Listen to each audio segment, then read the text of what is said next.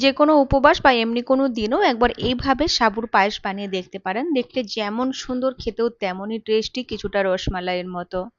আশা করছি সকলকেই ভালো লাগবে। ভিডিওটি শেষ পর্যন্ত দেখার অনুরোধ রইল। এই পায়েস বানানোর জন্য আমি চায়ের কাপের 1 কাপ ওজনে 100 গ্রামের মতো সাবু নিয়েছি। আর আমি মোটা সাবু ব্যবহার করছি, চাইলে ছোটটাও নিতে পারেন। একবার জল দিয়ে খুব ভালো করে ধুয়ে জলটা ফেলে দিলাম। তারপর এর মধ্যে ওই কাপেরই 1.5 কাপ মতো জল দিচ্ছি। জলের পরিমাণটা একটু বেশি রেখেছি যাতে ভালো করে সাবুটা ভিজে যায়। 2 ঘন্টার মতো সাইডে রেখে দেবো। তো 2 ঘন্টা পর ঢাকনাটা সরিয়ে দিয়ে চেক করে নিচ্ছি। সাবুটা বেশ ভালোই ফুলে গেছে আর অল্প একটু জল থেকে গেছে। এই জলের সাথেই আমি গ্রাইন্ডিং জারে ট্রান্সফার করে দিচ্ছি। যদি প্রথমে কম জল অ্যাড করেন তাহলে সাবুদানার সব জলটাই শুষে নেবে, তাহলে এই সময় গ্রাইন্ডিং জারে অল্প একটু জল অ্যাড করে নেবেন। এখন মিক্সিতে ঘুরিয়ে একটা পেস্ট তৈরি করে নেব। তো মাঝখানে একবার ঢাকনাটা সরিয়ে একটা চামচ দিয়ে এইভাবে উপর নিচে করে দিচ্ছি যাতে পুরোটাই খুব ভালোভাবে পেস্ট হয়। তো দেখুন এইভাবে করে আমি সাবুর পেস্ট তৈরি করে নিয়েছি। এখন এই পেস্টটাকে একটা বোলের মধ্যে ট্রান্সফার করে নেব। যেই বোলের মধ্যে আমি সাবুদানা ভিজিয়েছিলাম তো তার মধ্যে ট্রান্সফার করে নিচ্ছি। তারপর গ্যাসের মধ্যে একটা প্যান বসিয়ে দিচ্ছি। গ্যাসের ফ্লেম একেবারে লো রাখবো আর অ্যাড করে দেবো আধা লিটার দুধ। আর আমি ফুল ফ্যাট দুধ ব্যবহার করছি। ফুল ফ্যাট দুধেই খেতে বেশি ভালো লাগবে। তো ধিমি আঁচে আমি দুধটা ফুটতে দিলাম আর সাবুদানার পেস্টের উপর দিয়ে দিচ্ছি 1 চামচ ঘি, 2 চিমটি কেশর। কেশরটা চাইলে স্কিপ করতে পারেন। এখানে অল্প একটু এলাচের গুঁড়ো ব্যবহার করে নিতে পারেন ফ্লেভারের জন্য। আর আমি 2 চামচ গুঁড়ো চিনি ব্যবহার করেছি, অবশ্যই অ্যাড করবেন, স্কিপ করবেন না। খুব ভালো করে মেখে নিচ্ছি। তবে এই সময় একটু চিপচিপেই থাকবে এরকম, তো টেনশন করার দরকার নেই। এভাবে অল্প অল্প পোর্শন নিয়ে একটা অন্য প্লেটে তুলে রাখছি।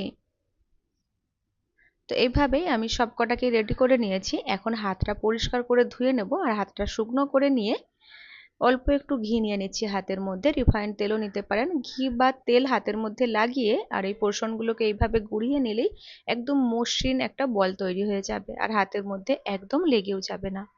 এইভাবে করে আমি সবকটাকেই রেডি করে নেব। দেখতেই পাচ্ছেন হাতের মধ্যে একটুও লেগে যায়নি আর দেখতে অনেকটা এখনই রসগোল্লার মতো দেখতে লাগছে। তো এইভাবে আমার সব বলগুলোই রেডি হয়ে গেছে আর দুধটাও ফুটে গেছে। চাইলে দুধটা একটু ঘন করে নিতে পারেন বা এখানে মিল্ক পাউডার অ্যাড করতে পারেন। তো এখন আমি সাবুদানার বলগুলো এক এক করে অ্যাড করে দেব। সব বলগুলো অ্যাড করার পর গ্যাসের ফ্লেম 2-3 মিনিটের জন্য বাড়িয়ে দেব। দুধটা এরকম উপর দিকে উঠে আসলেই ফ্লেম লো মিডিয়াম করে দেব আর 1-2 বার এভাবে নাড়িয়ে দেব। আর লক্ষ্যও রাখতে হবে যেন লেগে না যায় তলাতে।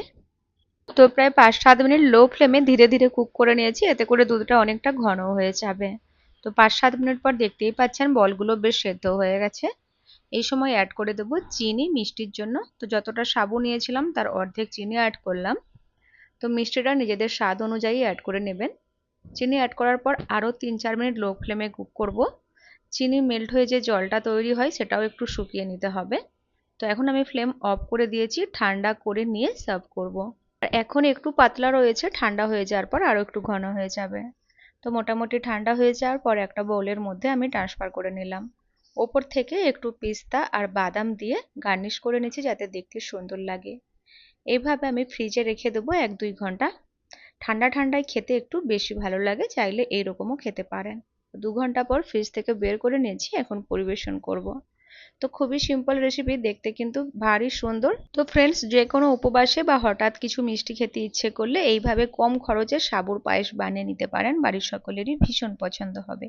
আজকের রেসিপি দেখে যদি একটুও কোথাও ভালো লেগে থাকে ভিডিওটিকে লাইক শেয়ার করবেন আর চ্যানেলটিকে সাবস্ক্রাইব করে আমাকে সাপোর্ট করার অনুরোধ রইল।